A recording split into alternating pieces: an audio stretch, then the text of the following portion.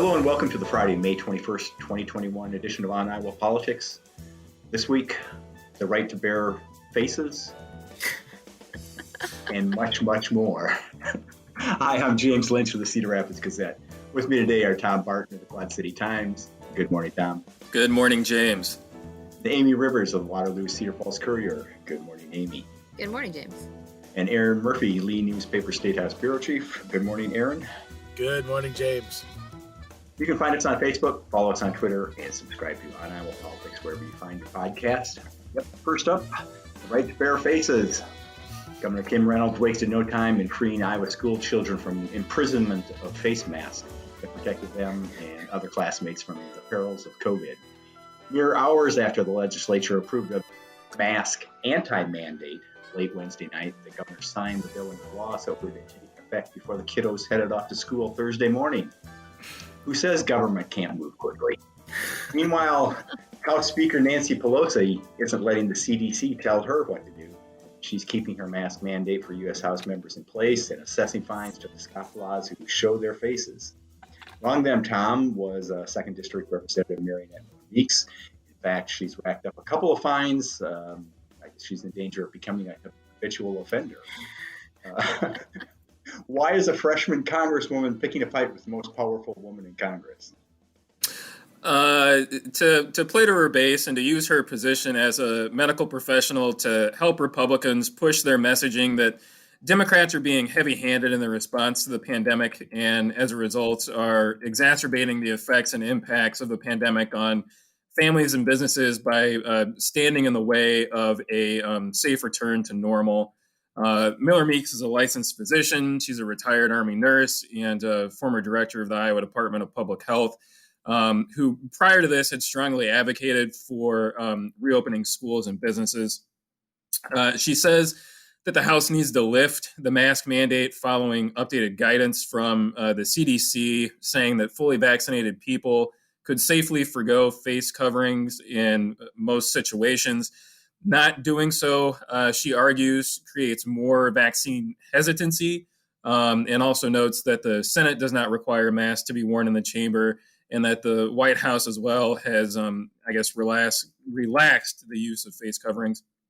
Miller Meeks said, quote, if we want people to get vaccinated, we had to show them what a return to normal was and that the House should use its leadership position to show people that if they were vaccinated, they'd be able to go without masks, and that the House should not abdicate that responsibility, saying that the science says that it's safe to remove masks, and going after Pelosi, saying that she wants to fine science, F-I-N-E, as opposed to follow the science. Miller Meeks as well claims that roughly 75% of House members have received COVID-19 vaccinations, therefore reaching herd immunity. However, in a memo sent to House members on Monday, as CNN reported, the office of the attending physician wrote that extra precautions are necessary given the substantial number of partially vaccinated, unvaccinated, and vaccine indeterminate individuals in Congress. And then just lastly, it's worth noting that Miller Meeks has been fully vaccinated for months. She's administered COVID-19 vaccines to her constituents, as well as to Iowa GOP Chairman Jeff Kaufman, and has appeared in public service announcements encouraging Americans to get immunized. Yeah, it kind of struck me that it's ironic that a member of Congress who has probably vaccinated more people than anybody else, especially including Speaker Pelosi, is one of these people who's being fined for not wearing a mask. And it seems like the whole issue about, has the House reached herd immunity is, at least on social media, is being hotly debated. How many Democrats and how many Republicans have been immunized or vaccinated. So this is, I guess, in lieu of getting anything done, they can talk about whether they need to wear a mask while they're doing nothing.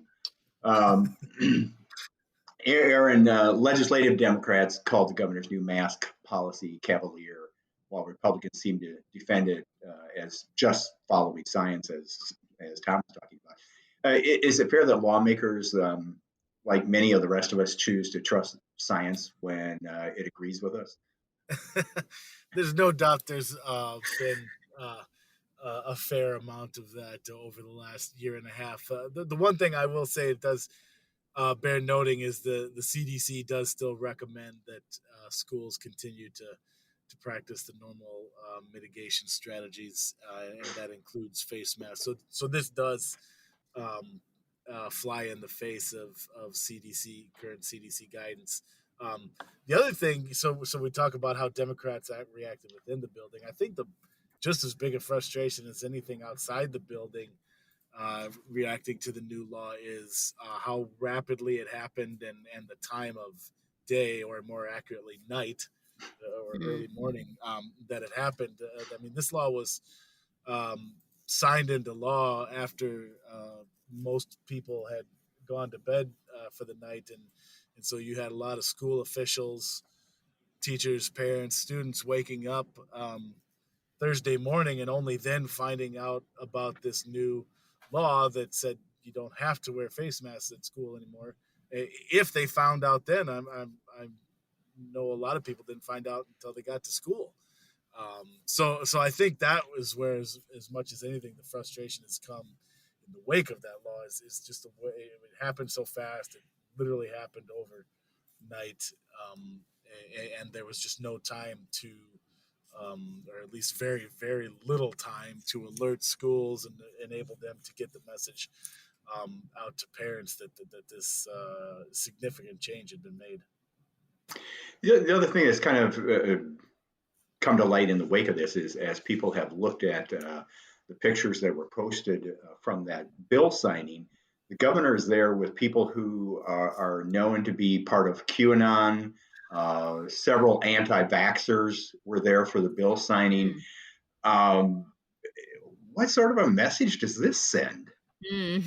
Yeah, that's and I can speak to that even a little more so because at least some of the people you're referring to who are in that picture are from Ankeny, where, in full disclosure, I live, and have a wife who works in the district and a daughter who attends school in the district. And these folks are part of a group that has been,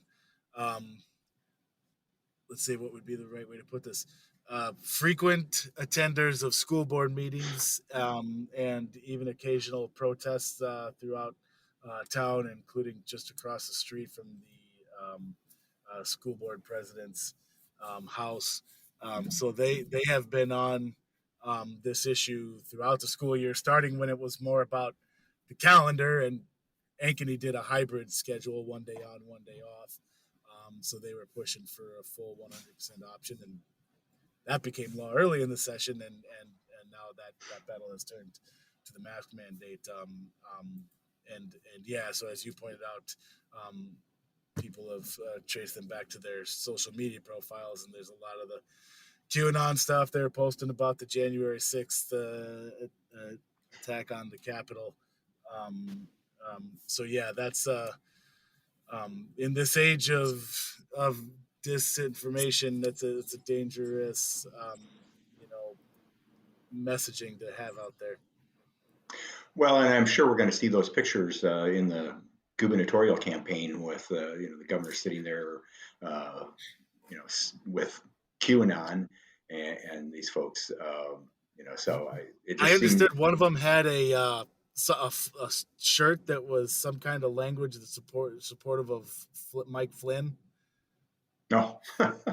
Yeah. Well, yeah. So I mean, yeah, we'll see that in the campaign, and it struck me as a really odd group of people to have around you when you're signing a bill, sort of saying it's all in the public interest. But speaking of the public interest, Amie, Governor Reynolds seems to have declared the pandemic is over and we can go back to normal, as if we remember what that was.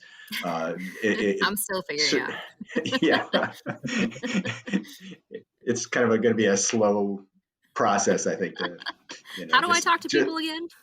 Yeah. I mean, I have to show my face. Whoa. All those excuses we've been using about not doing our hair or the way we dress and all those sorts of things. I don't know what we're going to be used for excuses now. But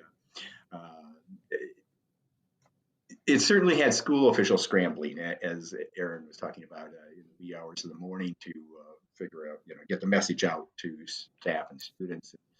And how is this being received elsewhere, like in city halls and other places, in businesses? Have you heard any reaction from those places?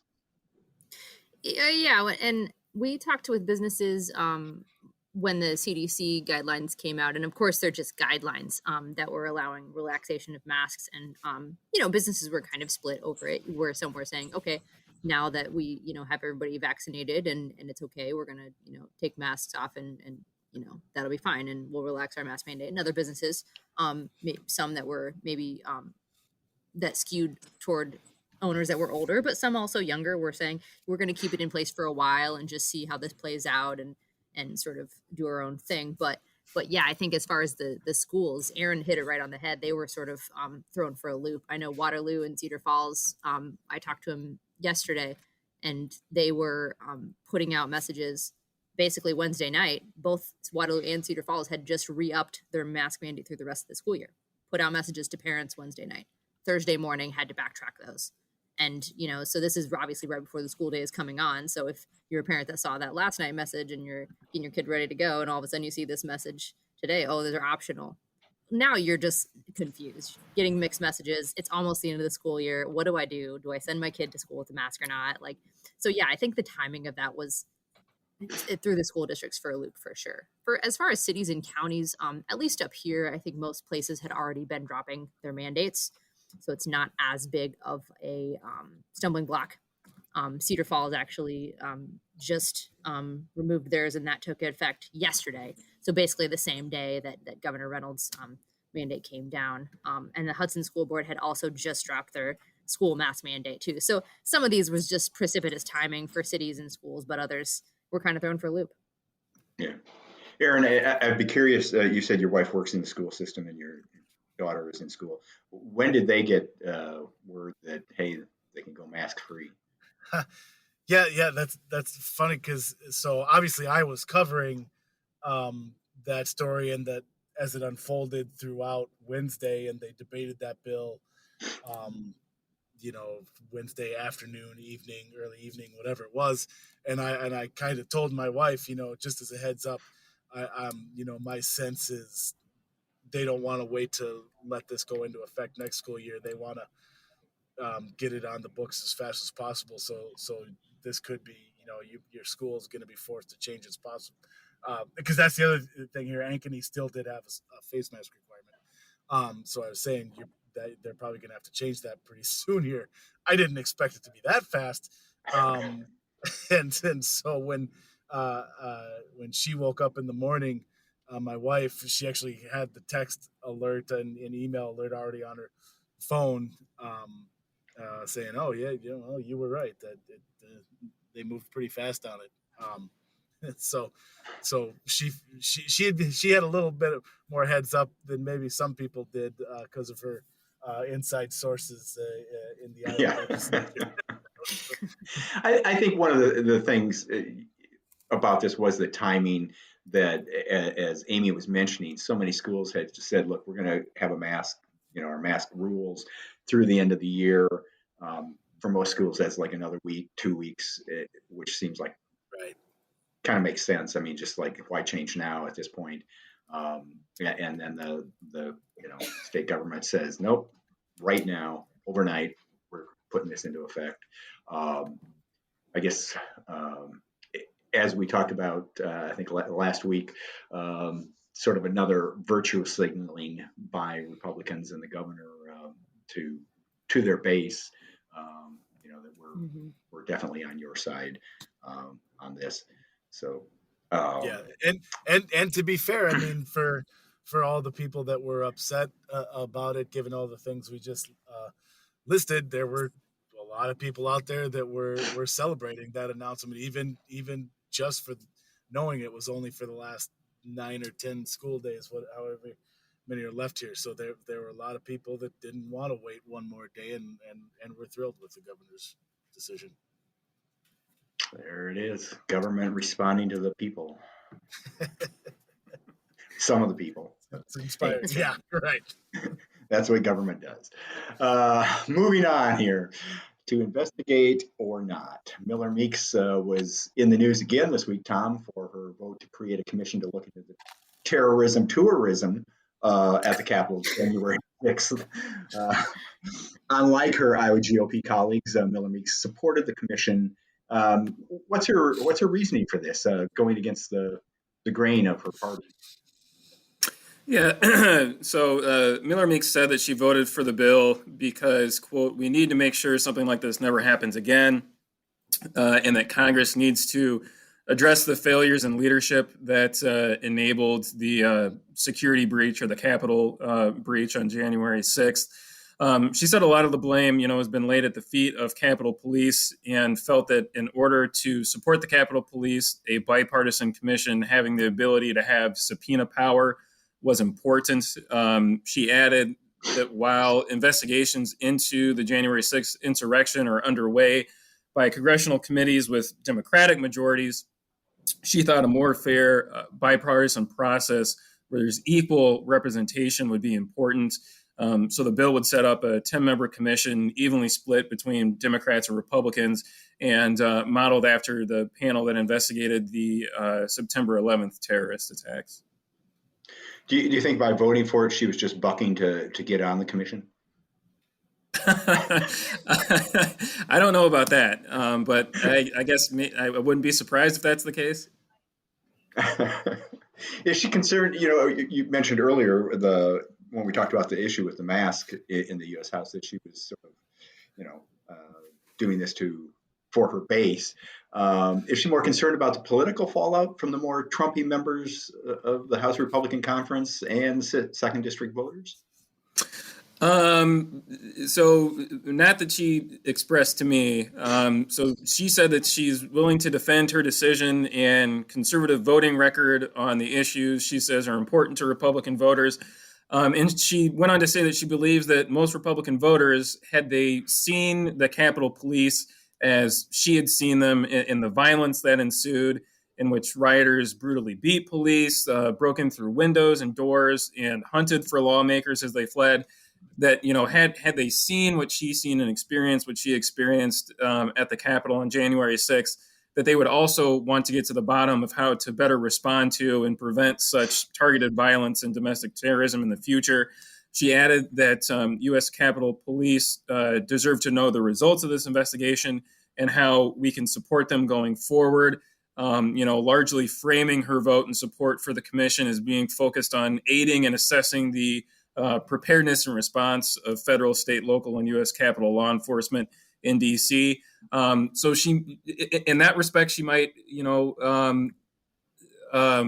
have a better go at it of kind of defending this to her base and Republicans that might be leery of this investigation and see it more as an attempt to, kind of try and distract from what Democrats in the White House are doing or not doing in Congress, and keep attention focused on Trump and the Republican Party and their kind of fealty to, or at least silence about, his big lie of the election being stolen in 2020. And again, keeping that focus on Trump and what transpired heading into the midterms. Yeah, it's interesting. I mean, Republicans generally are for law and order, so it seems like they would want to get to the bottom of this. But in this case, I guess a majority of them want to just move on. As we mentioned, other Republicans from Iowa voted against the commission, including Representative Ashley Hinson, who said, we need to get to the bottom of the attack on the Capitol. But she voted against forming the commission, Amie. How does she square that? We need to get to the bottom of it, but don't start a commission. She put out a statement that basically said, she doesn't want to do it while their ongoing investigations with the Department of Justice, Department of Homeland Security, and the FBI. But investigations like that could take months, if not years, to go through the court systems. we know that, when we're trying to get information on other investigations, they're always ongoing. You could argue that, like Tom was mentioning, you could do a 9/11 style commission while there's investigations at criminal levels going on. So I'm interested to see what she responds to that. She usually has her press call by now, but of course we're not getting it till this afternoon, so I'll know more then. But I'm hoping to sort of ask her if she would, what does she think about Marionette Miller Meek's reasoning in that way? And of course, if you've seen the letter that Capitol Police had sent anonymously to members of Congress, they're very concerned that a commission wouldn't take place too. So I'm interested to see if she's at all changed her mind on that. And Tom, Senator Grassley kind of has seems to have a foot on both sides of the line here, saying that, he was one of the Republicans who said this is a scheme to deflect attention from the president's and congressional Democrats' inability to get anything done. But he's said he could support it if it broadened its scope. What does he mean, broaden its scope? Yeah. So he said that, if he were to support the commission, that he has several conditions in which he would support the legislation. Chief among them is that the commission should only be established if it can investigate other violent acts, including racial justice protests last summer following the killing of George Floyd by police. Democrats, though, have rejected broadening the scope of the panel to beyond, the January 6th attack at the U.S. Capitol. Grassley also joined other Senate Republicans in questioning whether the panel's work was necessary, as Amie was talking about, noting the FBI, other federal agencies and congressional committees are conducting their own inquiries. And he also went on to say, also in light of the hundreds of criminal arrests and prosecutions taking place of those who participated in the riot. So, he's his response to the bill was not that dissimilar from, I guess, what Ashley Hinton has had to say. And finally, this week, Sine Die. No, it's not another Irish pub band, but the final adjournment of the legislative session. Of course, for Aaron, it's the high point of the session. And an Irish pub band would have made it a lot more tolerable. Yeah, definitely. For me, I always feel like the day after adjournment is like New Year's Day. You're still kind of groggy and not sure what happened, but you're feeling better about things. Does it also come with a massive hangover? Yeah. Unfortunately, there are no football bowl games. Aaron, this isn't a test, but what stands out from this session, this 129-day session, other than home delivery of cocktails? So a few things. One, which is obvious, it'll be a session that I'll remember for the uniqueness of how it operated during the pandemic. It's easy to forget now where we are, but when this thing started back in January, we were still in deep, if not just barely then starting to come out of the worst of this thing. I mean, in mid-January. So there was some unease about even having the session at that point. And then, to their credit, and because of that, it operated in a much different manner. They really limited the number of, as best they could, anyways, without closing it to the public. They limited as best they could the number of people who were in the Capitol in the chamber at any given time. They didn't slam people into little committee rooms like they would always used to. They conducted a lot of their business online and streamed it, so the public could view it and in some cases even participate that way. Reporters could cover it that way. So it was a very unique session, obviously for all those reasons. As far as the bills and the legislation and overall, what was interesting to me about it was this interesting little mix of there was some interesting and big stuff that got done when you talk about shifting the funding for mental health care from the counties to the states. That's been something that's been talked about for a long time. They finally got that done. Did some more tax cuts. That's usually good news for most people. The concern is what it does down the road to future state budgets, but for now, it's always good news to learn your paycheck's going to be a little bit lighter. I'm sorry, the taxes are going to be a little bit lighter. Your paycheck's going to be a little bit better off. So and there are other examples too of things that were probably good ideas, and Iowans will be happy with, and then you also have this kind of stream of, and as you mentioned, Jim, we've talked about it on a few podcasts now, of these bills that whether you call them virtual signaling or whatever, that were it just kind of seemed like Republicans were using their majority to kind of use the legislature as a weapon to kind of exact their revenge on people or businesses or whatever it is that they feel have wronged them in some way. You get the social media bills as an example. It didn't get done, but the bill on transgender athletes. So it was kind of this mix of the business you like to see your representatives working on behalf of the state, and then this other kind of stream of bills that were pretty ideologically driven.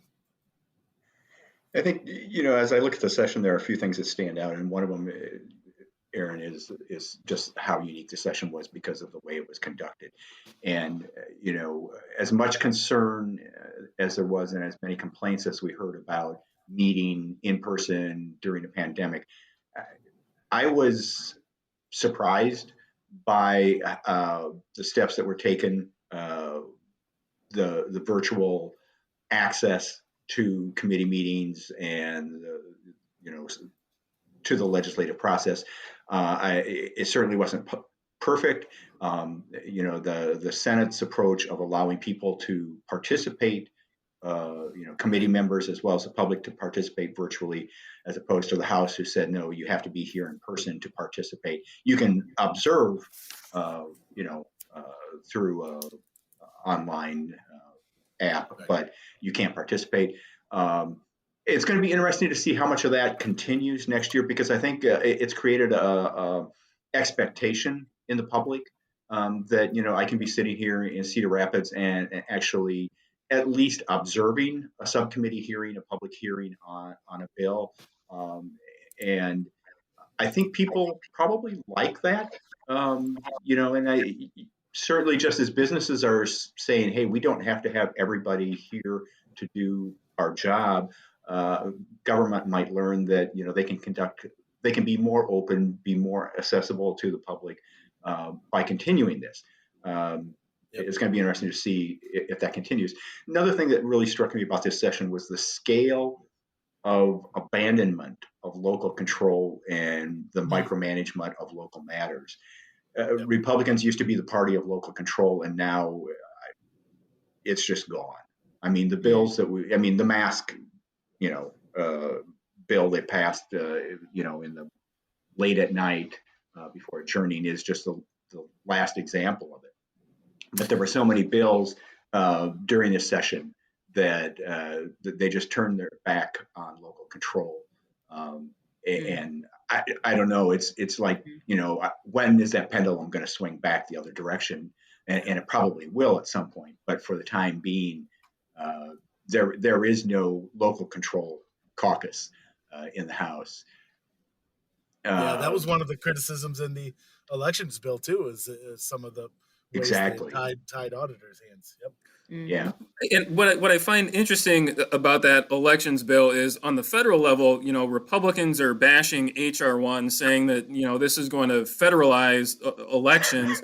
But then, right? I mean, this is the federal government dictating to states how to run an election. And then here in Iowa at the state level, Republicans are doing just exactly that, dictating to county auditors and election commissioners how they can conduct an election, and just essentially removing any discretion that they once had about how to conduct elections and try and increase access and participation, in the voting booth. Yeah, preach Yeah, / Allah / amen / hallelujah, all of those. I wanted to when it was explained to us at one point. Well, we need these so we can be assured that the elections are conducted uniformly across all 99 counties. I wasn't. That was said during debate, I think, so it wasn't an opportunity for a follow-up question because I would have loved to ask. Oh, that's great then. So I assume you will love and endorse House File 1 in the U.S. House, which will make elections uniform across the whole country, right? So I fully expect that there's going to be a court case come out of this, because if I understand that correctly, basically what the election bills, plural, did is it said county auditors must follow directives from the Secretary of State or they can be charged with a felony. And man, it just seems to me that following the law is one thing, but following a directive, I mean, telling an elected official they have to follow another elected official's directive or guidance. Right. Yeah, I'm not sure that that's going to fly. One of the other things that struck me about the whole session was Republicans for years, if you remember, Aaron, in their opening day speeches and closing day speeches, they would always have a line like, "We're not Washington, D.C. We work together, or we get things done." And stuff. It's more and more like Washington, D.C. They don't want to be told how to run Washington to tell them how to run their elections, but basically they're all in the same playbook. Democrats and Republicans are working off the same playbook in terms of how they conduct themselves in the legislative process. And the bills that were advanced, the arguments that were made, the reasoning for doing all these things, it just seems like, it's gone Washington, D.C. And I don't think that's to the benefit of Iowa or Iowans. So I agree 100%. Yeah. I wanted to see if you guys thought that this was going to be how it was going to go in the future. If you're seeing this party trifecta at the state level going forward, is this just how it's going to be? Well, I mean, it really raises a question in my mind: what's next year going to be? As radical as Democrats said, this agenda was, what's left to do, or do they come back next year and just do all the nice stuff? We cut your taxes, now we're going to. I don't know what it is they're going to do. And a story that my colleague Rod Beauchard is working on for this weekend is the kind of the spending, the budget, the balance sheet after this session. The state is sitting on huge surpluses. I mean, on one hand, they're saying we can't spend any money, but on the other hand, they're saying, they've got this huge ending balance. The reserve accounts are full.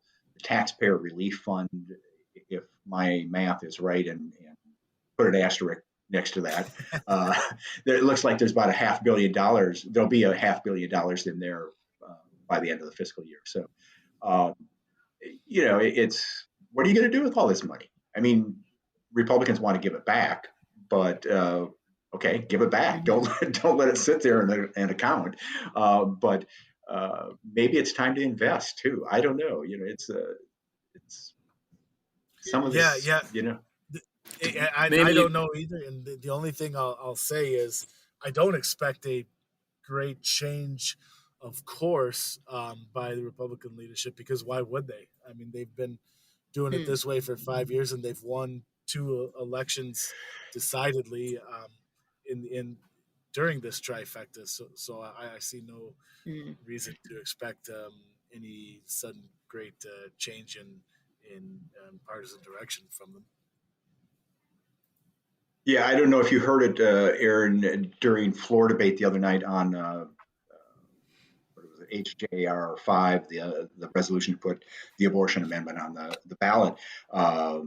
Opponents were talking about polling showing that this is very unpopular, and Representative Steve Holt made the comment, we've been pushing this agenda for years, and we came back with 59 Republicans. That's the poll I like. So you're right. why would they change anything? It's, I mean, from their perspective, It's they've not got a hurting them in the mandate. ballot box, yeah. Right, they've got a Yep. mandate. Yep. So I wouldn't expect a big change of course. Just quickly, playing off of something that you said, James, looking at the state balance sheet, I would be interested. So with all the money that they have sitting in account, it would be interesting now that they have shifted funding from mental health to the state level. Will they step up and actually fund that now? Yep. That's. Sorry, go ahead, Jim. Well, yeah, I guess they will, but at what level? And, a year from now, 2 years from now, when there's a new shiny object that they say, hey, let's spend money on this, what happens to mental health? And that's the argument that Democrats were making, is that you promised a backfill. Now that that's going away. You're promising to fund mental health. How long? When state revenues go down, which they will someday, we assume that there will be some lean years. What do you do then? Is it like schools? You get a 1% increase or 2%. Is that going to be enough? And I mean, that's, to me, that's the obvious danger of state funding of this, is there's no requirement that you fund it at this level. You're just saying we're going to put it in the big general fund and see how far it goes. There's a lot of competing interests in that for that bag of money. Yeah, I mean, it's not like the road fund where it's constitutionally protected, Right. We'll see how that works. They haven't done a great job of funding children's mental health after I don't know how many years when they passed that 2 years ago at least. They did the framework, but they haven't funded that. So are they going to fund that as well as mental health in general? Yep. And to Stay your tuned, point, folks. James, and to your point, just ask, the K-12 schools in the regions how much they enjoy being funded out of the state's general fund. Exactly. Get your answer. Yeah, exactly.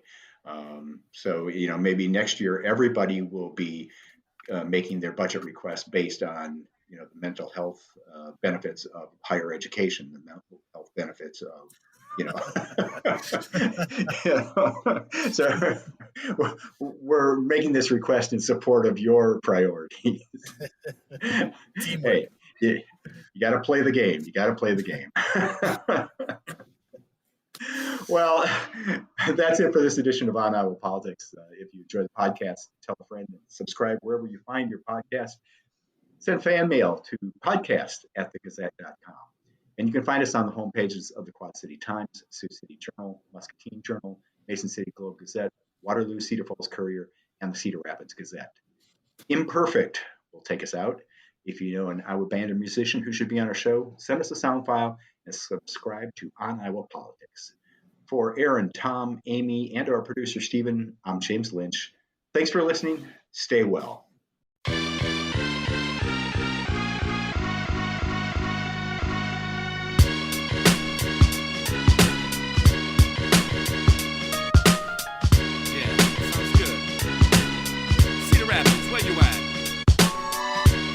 Welcome you to the show.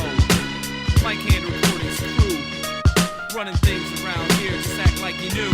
What? Imperfekt. It started with the microphone in my right hand and evolved into an indie label called Mike Hand Recordings. Reporting from Cedar Rapids, I-80. Inner city, jump, skip, and I hop from the highway. That's where I stayed before the days of the flood, before the city was covered in muck and everybody's stuff littered the streets. I'm speaking literally. We had 6 feet of water in the kitchen at least, but that's enough on that subject, cause it'll get me upset. And I don't think you wanna see a grown man cry in the city of 5 seasons, even more smells. It ain't hard to tell, people around here are bored as hell, getting psyched for Saturdays when they're super fresh. Small place, big dreams on the road to success. Mike and the crew, the cause, collective, Midwest indigenous MCs respected. From near to far here we revere the art, taking charge of the hip-hop scene so we can raise the bar. They're faking hard, we keep it really, really real, acting like you don't know. Catch my nippy little spiel, moving swiftly on your heels, but the fact is I'm lapping you. Cause of your half-step attitude. Melodramatic crews who never had a clue. Chuckle with a bad excuse, but really, I ain't that amused. You down with MIC, H-A-N-D. You down with MIC, H-A-N-D. You down with MIC, H-A-N-D. Now throw your hands in the air and come along with me. You down with MIC, H-A-N-D. You down with MIC, H-A-N-D. You down with MIC, H-A-N-D. Now throw your hands in the air and sing along with me. Yeah. Mike Hand, check it out, y'all. Cedar Rapids, stands up, hip-hop right under your nose. Keep me on MySpace. I'm old school, I don't fuck with that Facebook shit. Peace out, perfect.